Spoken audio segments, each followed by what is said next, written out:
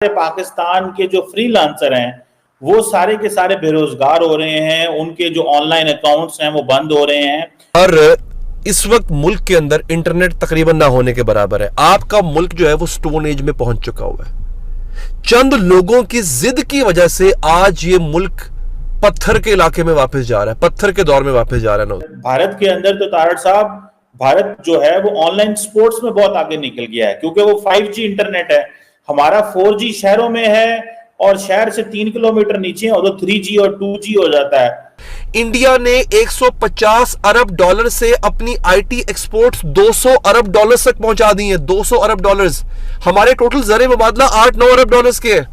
तो तारड़ साहब, ये पाकिस्तान की यूथ जो है ये कैसे मुकाबला करेगी भारत का और बाकी दुनिया के नौजवानों का, जब हमने 2G पे गुजारा करना। मेरा यही शिकवा है, ये शिकवा है मेरा दोस्तों इस कौम से कि ये लोग अपने हक के लिए बाहर नहीं निकलेंगे, ये लोग अपने खिलाफ होने वाले जुल्म और ज्यादती के लिए बाहर नहीं निकलेंगे, ये लोग 14 अगस्त पे बाजा बजाने के लिए बाहर निकल आएंगे। टके के बंदे नहीं, अब टका 5 रुपए का है और बातें करते हैं, बातें कर ले जी हम पाकिस्तान के लिए ये कर देंगे। हाँ जी, हम पाकिस्तान के लिए ये कर देंगे, हम पाकिस्तान के लिए वो कर देंगे। क्या करेंगे? बम चला देंगे। घर में खाने के लिए कुछ है नहीं, तो पाकिस्तान के लिए क्या कर? जिन लोगों के साथ आप कंपैरिजन कर रहे हैं अपना चीमा साहब, अब उनके बारे में अमेरिका कहता है कि they are partner, they are partners. आप कहां हैं? नमस्ते दोस्तों, welcome back to my channel. दोस्तों, वीडियो को आगे देखने से पहले हमें लाइक करें, कमेंट करें, सब्सक्राइब जरूर कीजिए। धन्यवाद। आज 14 अगस्त है और पिछले 8 से 9 घंटे से मेरे घर में लाइट नहीं है, मेरे मोहल्ले में लाइट नहीं है, जिस शहर में मैं रहता हूँ पूरे शहर में लाइट नहीं है। 14 अगस्त है आज और इस वक्त मुल्क के अंदर इंटरनेट तकरीबन ना होने के बराबर है। आपका मुल्क जो है वो स्टोन एज में पहुंच चुका हुआ है। चंद लोगों की जिद की वजह से आज ये मुल्क पत्थर के इलाके में वापस जा रहा है, पत्थर के दौर में वापस जा रहा है। नौजवान, आपको पता है कि हमारे मुल्क में एक बहुत बड़ा तबका ऐसा था जो ऑनलाइन अर्निंग करता है। आपको पता है मैंने हमेशा ऑनलाइन अर्निंग की बात की है।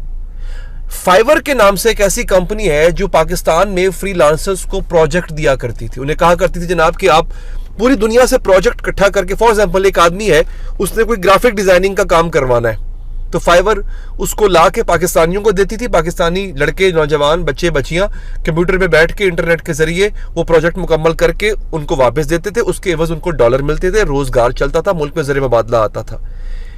पिछले कई दिनों से जो इंटरनेट की बंदिश है, जो कि इन्होंने जिद बनाई हुई है एक कि ये डिजिटल दहशतगर्दी है, यानी वो बात जो यूथ की बात है, अगर यूथ ये बात कर रही है कि आप सही नहीं कर रहे, आपको पसंद नहीं आ रही, उसको आप दहशतगर्दी का नाम दे रहे हैं। मैं राना सनाउल्लाह साहब की बात सुन रहा था, वो कह रहे थे कि ये डिजिटल दहशतगर्दी है। मतलब कमाल नहीं हो गया? इस वजह से अब नेट बंद कर दिया गया, ना होने के बराबर है। व्हाट्सएप काम नहीं कर रहा। फाइवर जैसी बड़ी कंपनी ने पाकिस्तान में अपने ऑपरेशंस बंद कर दिए। पाकिस्तान को फाइवर ने डीलिस्ट कर दिया है।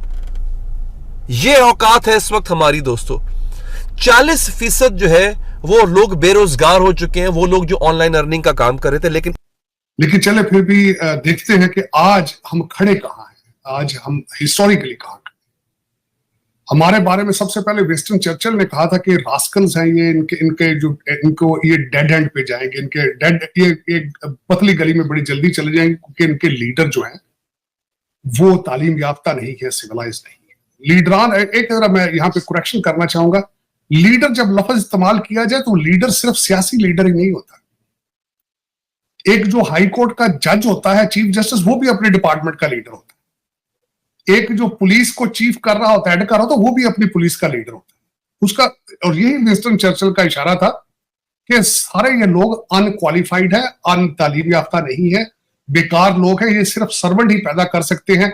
और वाकई ही आज भी मैं डिबेट कर सकता हूं, आपको आज भी ब्रिटिश एजेंट चला रहे हैं, चाहे वो CSS अफसर हो, PCS अफसर हो, चाहे पटवारी हो। पटवार का भी डिपार्टमेंट ब्रिटिशों ने बनाया था। आर्मी आपकी अभी तक यूनिफॉर्म उनका पहनती है, आपकी पुलिस अभी तक ट्रेनिंग 18वीं सदी। मैं पाकिस्तान से LLB करके आया हूं, 18वीं सदी का कानून पढ़ के आया हूं। तो आज भी आप ब्रिटिश ही हैं। और दूसरा, मैंने कल भी आपके साथ बात की थी कि अब तो आप खैर डायरेक्ट उनके नीचे हैं, क्योंकि उस वक्त बजट हो सकता है ब्रिटिश इंडिया में बैठ के बनाते हो, अब आपका बजट जो है वो वॉशिंगटन DC में बनता है। आप तो आजाद भी नहीं है और आप कुछ भी नहीं है, ना कौम है आप। उससे आगे चलते हैं, विंस्टन चर्चिल ने यह कहा था, हैरी ट्रूमन ने क्या कहा? हैरी ट्रूमन के अल्फाज ये थे कि ये this is the countries of poor people. इतने ज्यादा गरीब लोगों का मुल्क है, लिबास इनके पास नहीं है, नंगे हैं, सारा दिन गांव जानवरों के पीछे फिरते हैं, गैंजेस के किनारे बैठे रहते हैं। ये किस तरह आगे चल सके? जिन लोगों के साथ आप कंपैरिजन कर रहे हैं अपना चीमा साहब, अब उनके बारे में अमेरिका कहता है कि they are partner, they are partners. आप कहां हैं? ये भी मैं उस पर थोड़ी देर पे चलता हूं। कंपैरिजन आज कर रहे हैं, आजादी मना रहे हैं, वहां पे बड़ी लंबी चौड़ी आज मोदी साहब ने 98 मिनट की स्पीच दी। और हिस्ट्री में ये तीसरे ऐसे लीडर हैं नेहरू और इंदिरा गांधी के बाद जिन्हें ये इतना मौका मिला है कि वो इतने ज्यादा यौम आजादी के ऊपर स्पीचिंग कर सके।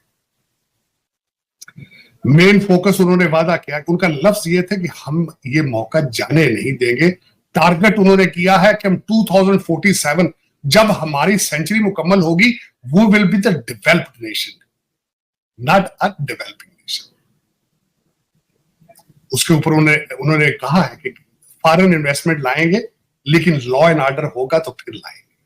उन्होंने खुद ही अपनी तकरीर में कहा है। शिकवा है मेरा दोस्तों इस कौम से कि ये लोग अपने हक के लिए बाहर नहीं निकलेंगे, ये लोग अपने खिलाफ होने वाले जुल्म और ज्यादती के लिए बाहर नहीं निकलेंगे, ये लोग 14 अगस्त पे बाजा बजाने के लिए बाहर निकल आएंगे। दोस्तों अब मैं आपको बताता हूं इस मुल्क के साथ क्या खेल खेला जा रहा है, इस मुल्क के साथ नाज़रीन किया क्या जा रहा है, जरा आप ये भी सुन लीजिए।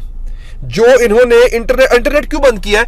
फायरवॉल इन्होंने चाइना से खरीदा है कुछ 40 अरब रुपए का। वैसे इनके पास पैसे नहीं है, लेकिन इंटरनेट बंद करने के लिए इन्होंने 40 अरब रुपए की फायरवॉल खरीद ली, और खरीदने के बाद पूरे मुल्क में इन्होंने उसका जाल बिछाना है। वो जाल बिछ नहीं पा रहा, और वो जाल बिछने के बाद इंटरनेट और स्लो हो जाएगा।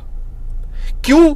ताकि आप और मैं अगर हुकूमत के खिलाफ कोई पोस्ट लगाए तो हमें पकड़ सके कि किसने पोस्ट लगाई है। ये देखने के लिए मैंने सादा अल्फाज में समझा दिया आपको, ये देखने के लिए ये लोग फायरवॉल लगाना चाह रहे हैं। वो फायरवॉल उल्टी बढ़ रही है, लग नहीं रही है, इसलिए इंटरनेट बार बार रुक जाता है, और जब ये लग जाएगी इंटरनेट और स्लो हो जाएगा।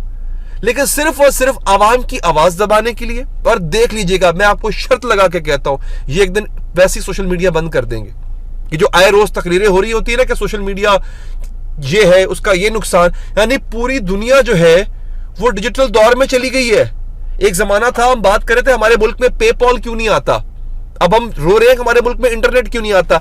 इंडिया ने 150 अरब डॉलर से अपनी आईटी एक्सपोर्ट्स 200 अरब डॉलर तक पहुंचा दी हैं। 200 अरब डॉलर। हमारे टोटल ज़र मुबादला 8-9 अरब डॉलर के है। इंडिया आईटी एक्सपोर्ट कर रहा है 200 अरब डॉलर की, हमारे इंटरनेट नहीं चल रहा। हैफ है मुझे ये कहते हुए